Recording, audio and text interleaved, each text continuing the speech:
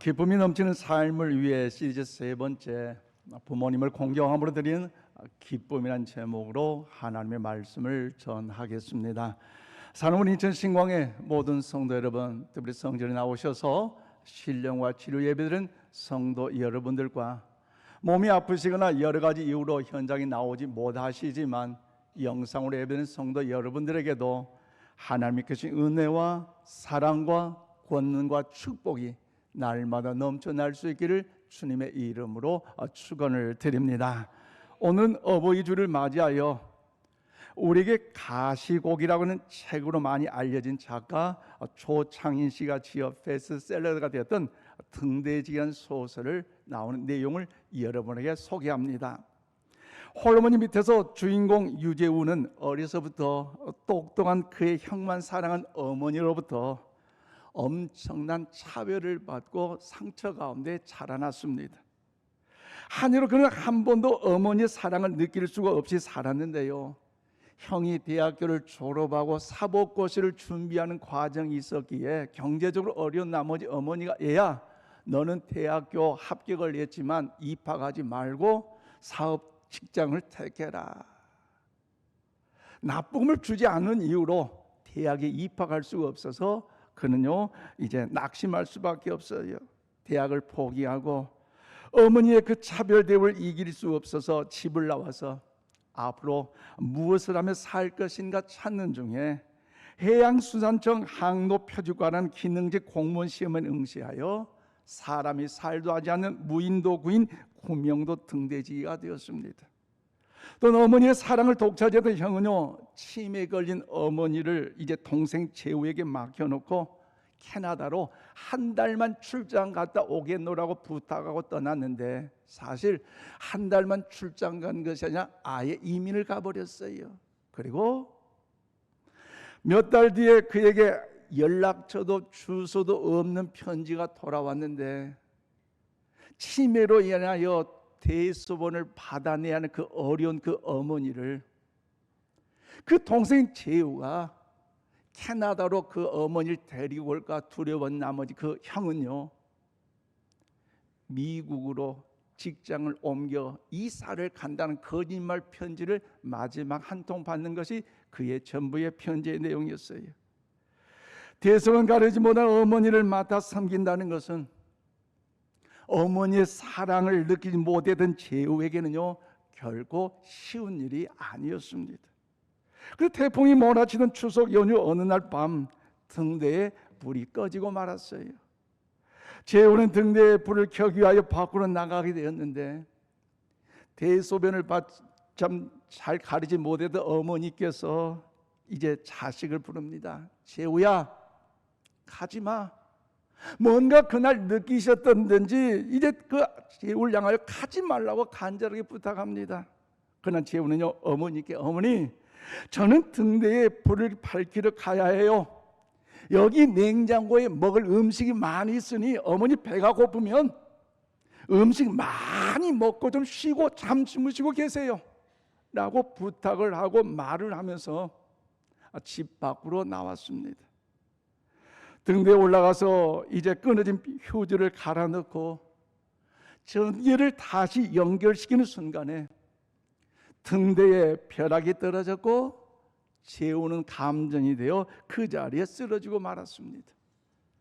또한 그 의식을 찾을 때는 그의 내장은요 다 들어가고 온 몸이 연탄불에 위에 오징어처럼 오그라들고 있었어요.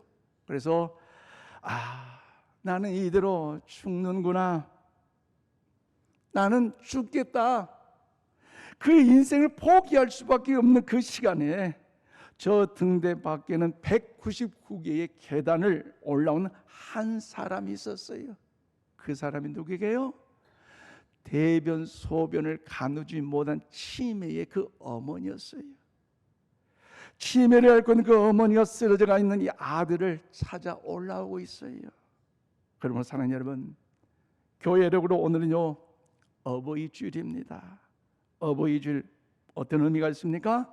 내 부모를 공경하라는 주님의 명령에 따라 부모님의 사랑과 은혜를 가슴에 새기면서 감사하고 그 부모님에 대한 효도를 다짐하는 것이 어버이 주일의 의미가 있습니다. 그러므로 그 의미를 살렸어요. 오늘 보면 25절 말씀을 우리 다 함께 받들어 읽겠습니다. 시작. 내 부모를 즐겁게 하며 너를 낳은 어미를 기쁘게 하라. 그렇습니다. 부모님을 공경하되 부모님에게 즐겁고 기쁘게 해줄 것을 부탁하는 것이 아니에요. 명령하고 있는 것이 오늘 본문의 내용의 말씀입니다. 그렇다면 사랑하는 여러분, 우리 사랑하는 이 세상은 어떤 세상입니까? 점점 악해져 가고 있는 세상 아닙니까? 그래서 부모님을 공경하는 커는요, 제 부모님을 학대하고요, 부모님의 돈에 욕심이 많아서 제 부모님을 죽이려고 음모하는 이 극악한 세상이 오늘 우리가 살아가고 있는 이 세상인데, 그런데 왜 하나님은 오늘 우리들에게 부모님을 공경함으로 기쁘게 하며 살아가라고 명령하고 계실까요? 또한 오늘 천국을 삼은 순례자인 오늘 우리들이 어떻게 살아야 부모님을 공경함으로 부모님에게 드는 기쁨이 될 수 있을까요? 오늘 어버이 주일을 맞이하여 평상시에 부모님께 효도 많이 했고 또 자녀들이 우리 부모님을 많이 사랑을 받았겠지만 오늘 본문의 그 진리를 깨달음으로 인하여 천국 가는 그날까지 주님이 주신 기쁨이 넘치는 삶을 우리 모두가 다 살아갈 수 있기를 원합니다. 첫째로 오늘 22절 말씀 보니까 부모님의 말씀을 잘 듣고 주 안에 순종하는 것입니다. 그래요, 부모님을 공경함으로 드리는 기쁨은요, 나를 낳으시고 나를 기르셨던 그 부모님의 말씀을 잘 듣고 거역하지 않되 주 안에서, 즉 주님 안에서 순종하는 것이 바로 이제 부모님을 공경하게 되는 참된 기쁨이라는 것입니다. 오늘 보면 22절입니다. 너를 낳은 아비에게 청종하고 내 늙은 어미를 경히 여기지 말지니라고 말씀합니다. 그래요, 여기서 청종의 말의 의미는요, 청종이란 말은 듣고 순종하는 것을 이야기합니다. 그래서 부모님 공경은요, 부모님 말씀을 듣는 데서부터 시작된다는 사실을 여러분 잊지 마시기를 바랍니다. 즉 부모님의 말씀을 무시하거나 외면하거나 듣지 않으려고 하지 말고 부모님이 과연 무엇을 말씀하시는지 귀담아 들으며 하는 데서부터 효도는요 시작된다는 것입니다. 쉽게 말씀드리면 순종하는 사람들은 자신의 인격이나 주장을 꺾고 다른 사람들이라 말씀할 수 있죠. 한 예로 자기가 생각하는 기준이 분명하게 있어요. 그래서 자기가 알고 있는 가치관이 있고요, 자기가 가지고 있는 이런 생각의 그 인생관이 있고요, 남다른 나에게는요 자기의 원칙이 있을 거예요. 그럼에도 불구하고 그 원칙과 철학과 이성과 삶의 경험을 내려놓고 부모님의 그 말씀을 경청하고 그리고 그 말씀에 의지하여 더욱더 따르는데 순종하는데 하나님이요 기뻐하신다는 것을 말씀하고 있습니다. 그러나 그것보다도 부모님의 의견을 소중히 여기고 그대로 따르는 데서부터 순종이 이루어진다는 것이죠. 특별히 오늘 본문 말씀 보니까 연세에 들어가신 늙으신 부모님을 경히 여기거나 무시하지 말라고 말씀합니다. 왜 그렇습니까? 이 세상의 모든 종교는요 부모님 공경을 강조하기 있기 때문에 부모님 공경은요 인간의 윤리며 도덕입니다. 그러나 여러분 기독교는요 세상 종교가 다른 차원 높은 그 진리를 우리에게 강조하고 있어요. 무슨 말씀입니까? 성경에서 하나님이 강조하신 부모님의 공경의 가르침은요 곧 보이지 아니하신 여호와 하나님을 더욱더 공경하는 신앙과 보이지 않는 그 하나님을 향한 그 믿음을 우리에게 강조하고 있는 가르침이기 때문에 오늘 보이는 이 부모님을 향하여 이 효도하는 이 공경하는 마음이 없이 어찌 감히 보이지 않는 그 하나님을 더 공경하고 그 하나님의 아버지라고 확신하며 믿으며 사랑할 수 있느냐 이 말씀이지요. 그러므로 하나님의 아들이신 예수님도 이 땅에 33년의 여정을 지내는 과정에 효자의 모습으로 사셨습니다. 예수는 하나님 아버지께 이 땅에 육신의 몸을 입은 인간으로 그를 보내실 때에 분부하신 모든 사명을 온전히 다 이루신 효자였어요. 그것도 십자가 달려 죽기까지 순종하시되, 더욱더 예수님은 이 땅에 사는 동안 육신의 아버지 요셉과 자신을 낳아 길러준 어머니 마리아에게도 효도하는 자랑스러운 효자였어요. 그래서요, 신약 성경 요한복음 15장 27절에 말씀하시는데 우리 함께 받들어 읽겠습니다. 요한복음 19장 20절 시작. 또 그 제자에게 이르시되 보라 내 어머니라 하신대 그때부터 그 제자가 자기 집에 모시니라. 아멘. 그래요, 예수님은 저와 여러분의 죄의 값을 대신하여 십자가에서 이제 죽으심을 당하실 때 그 모든 절규의 그 고통과 아픔, 그 죽음의 그 어떤 그 강박관념 속에서도 사랑하는 제자 요한을 통해서 요한아 바로 내 어머니다 이야기하시고, 어머니를 그에게 맡김으로 인하여 이 사랑의 사도 요한이 예수님의 그 어머니 마리아를 인생 마지막 여정까지 책임지고 섬겼다는 것, 이 자체 바로 예수님의 극심한 효도 아니겠습니까? 신약 성경 예배서 6장 1절 말씀 우리 함께 받들어 읽겠습니다. 시작. 자녀들아 주 안에서 너희 부모에게 순종하라 이것이 옳으니라. 그래요, 자녀들아 부모에게 순종하되 어디 안에서? 주 안에서. 할렐루야. 주님 안에서 순종할 것을요 우리에게 명령하고 있습니다. 자녀들, 우리가 부모님께 순종하고 부모님께 공경하는 것이 오히려 첫 계명이지만 중요한 것은요 순종하되 주님 안에서 순종하라는 사실을 우리 모두가 기억하시기를 바랍니다. 이 시간 고 황승환 박사, 바로 웃음 박사 아닙니까? 그분이 KBS 방송에서 강의했던 내용을 여러분이 소개하는데요, 83세 아들과 53세 대화의 내용을 여러분에게 소개합니다. 대청마루에 83세 된 아버지하고 53세 된 아들하고 마주 앉아 있었습니다. 마침 창가에 까치 한 마리 나왔습니다. 아버지가 물었습니다. 얘야 저게 뭐냐? 아버지 까치예요. 그래 오냐? 고마워. 두 번째 또 물었습니다. 얘야 저게 뭐냐? 금방 까치라 했잖아요. 오냐? 고맙다. 또 세 번째 또 잊어버리고 또 물었습니다. 여러분 나이 많으면 여성 부부는 정신이 왔다 갔다 합니다. 얘야 저게 뭐냐? 금방 까치라 했잖아요. 그것도 못 알아먹어요. 그 소리를 아버지는 너무너무 서러웠습니다. 너무너무 서러워서 방으로 들어갔습니다. 들어가서 옛날 일기장을 꺼내왔습니다. 그 일기장은 제가 33살 때 일기장이었습니다. 밖에 나와서 제 아들하고 읽어보라 했습니다. 그 일기장에 이런 글귀가 써 있습니다. 3살짜리 내 아들과 마루에 마주 앉아 있었다. 마침 창가에 까치가 날아왔다. 3살 먹은 내 아들이 나에게 물었다. 얘야 저게 뭐냐? 얘야 까치란다. 내 아들은 연거푸 23번을 물었다.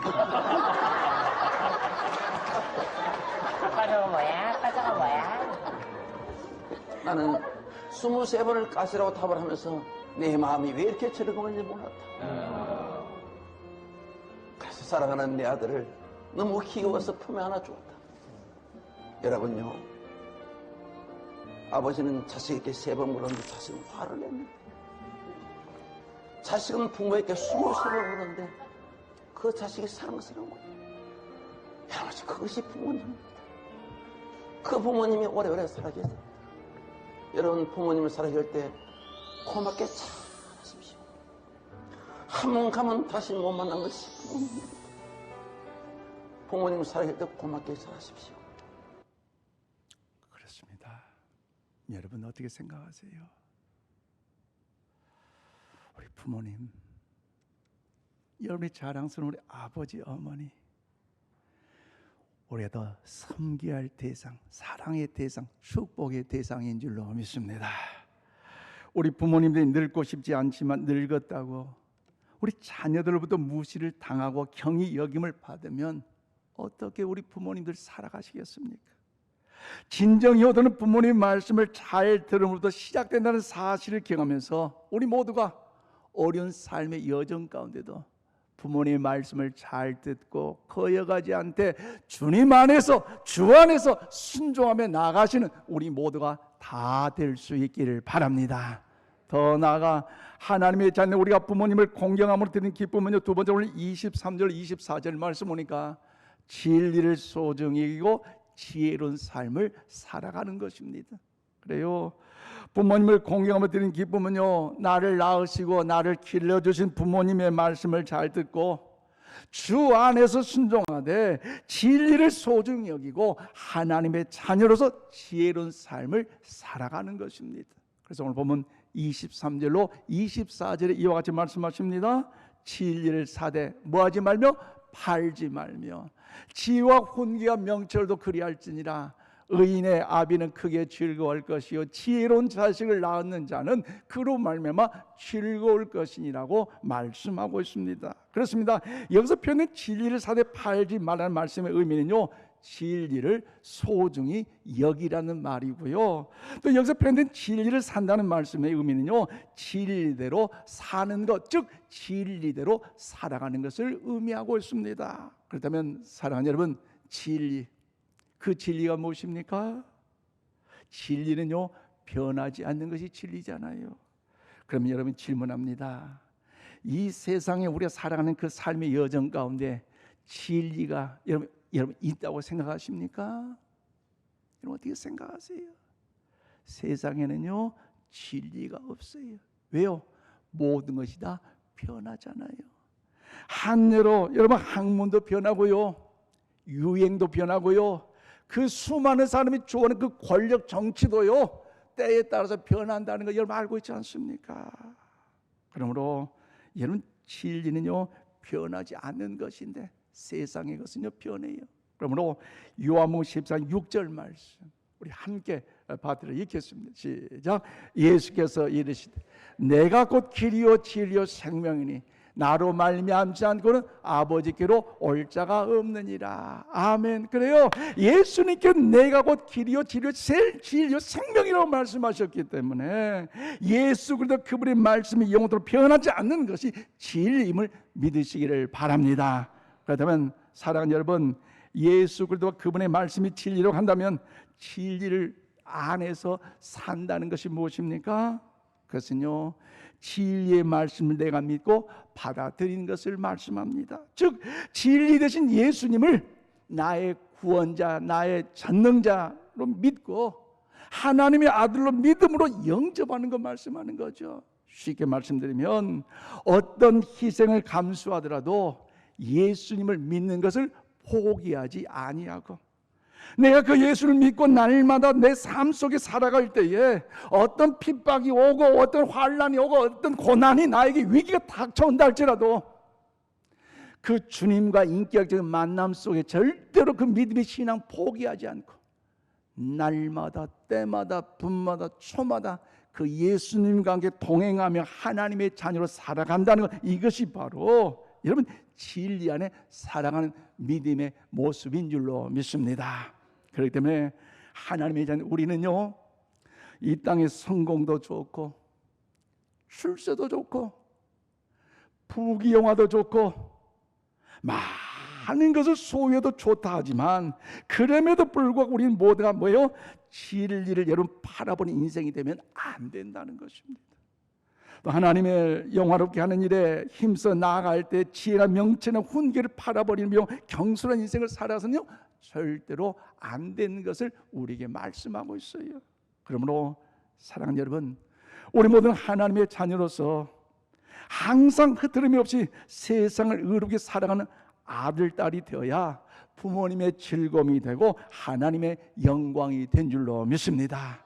즉 삶이 환경이 어려워도 내 마음, 내 뜻, 내 계획도 진행되지 않는 삶의 여건이 있다 할지라도 인생의 깊은 죄의 수렁에 빠지지 않고 인생의 무서운 덫에 걸리지 않고 비둘기같이 순결함으로 절제하며 살아갈 때에 우리를 낳으신 아버지와 어머니에게 큰 기쁨이 되고 나를 낳으신 어머니에게 즐거움이 될 줄로 믿습니다. 그러므로 사랑하는 여러분, 앞서 소개한 여러분 유재우 씨의 뒷이야기 궁금하지 않으세요? 전혀 이쪽은 궁금하지 않은 것 같아요. 궁금하지 않으세요? 그래요. 무인도인 구명도 등대에 불을 밝히려고 이 재우 씨는 원찬 이제 그 등대 위에 불을 켜러 갔는데 그만 벼락에 맞아 쓰러져 버렸어요. 또 그 의식을 찾았을 때는 그의 내장은 타들어가고 온몸이 연탄불에 오징어처럼 오그라들고 있었기에 이대로는 내가 죽겠다 하며 생명을 포기할 수밖에 없는 그 시간에 저 등대 199개의 그 계단을 올라온 한 사람이 있는데 그분이 누구라고요? 치매에 걸린 바로 어머니였어요. 재우는 어머니 올라오면 분명 죽게 된다는 걸 알았기 때문에 어머니 올라오면 큰일 나요. 어머니 내려가세요. 집으로 내려가세요. 외쳐보았지만 벼락에 맞은지라 입이 제대로 열리지도 않고요. 그 목소리가 크게 나오지도 않았어요. 어머니는 구명도 등대 200계단 다 올라와 아들에게 다가오셔서 툭 치며 하시는 말씀이 너는 왜 밥 안 주고 여기 있어? 밥 주라고 하였는데 그리고 곧바로 치매 어머니가 모성의 발동을 느끼게 됐는데 뭐라고 말씀하시냐? 너 힘드니? 내가 너를 살려줄게. 아들아 얼마나 힘드니? 내가 너를 살려주게 말씀하시면서 무릎 위에 그 아들을 눕혔어요. 어머니의 손바닥을 이제 펴면서 떨어진 그 빗물을 받아가지고 그 아들 재우 입에 하나하나 넣어주었더니 그 온몸에 다 들어간 그 몸이요 시원함을 느끼게 되었고 오징어처럼 바삭바삭 굳어진 그 몸이 이제 더욱더 펴지는 것을 느낄 수가 있었어요. 그래도 어머니는 여기 있으면 큰일 나기 때문에 아들이 이야기합니다. 어머니 내려가세요. 여기 있으면 나와 같이 죽을 수밖에 없어요. 빨리 집으로 돌아가세요. 여기 있으면 죽겠어요. 어머니 돌아가세요 라고 말씀드렸지만 잠시 후 어머니는 무슨 생각을 하셨던지 웃옷을 벗으시고 그 옷을 빗물에 많이 적시셔서 아들 무릎 위에 그 아들 입가에 물을 짜면서 아들의 입을 이제 물로 채워주고 있었어요.